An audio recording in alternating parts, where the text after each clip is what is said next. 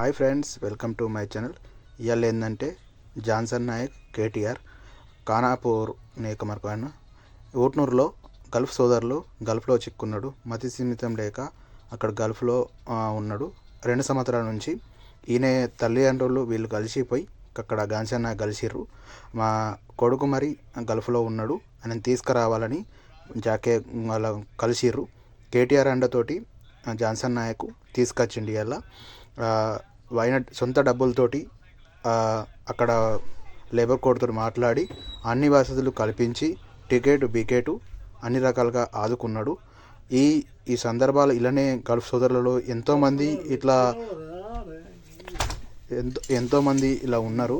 ఇట్లా జరిగిన ఇష్యూలో మనం చూస్తున్నాము. ఇటువంటి వాళ్ళని మనము ఆదుకోవాలని గవర్నమెంట్ కూడా పట్టించుకోవాలి. కేటీఆర్ అన్న మంచిగా మాకు చేస్తున్నారు. ఇంకా ఇంకా ముందుకు నడిపించాలి.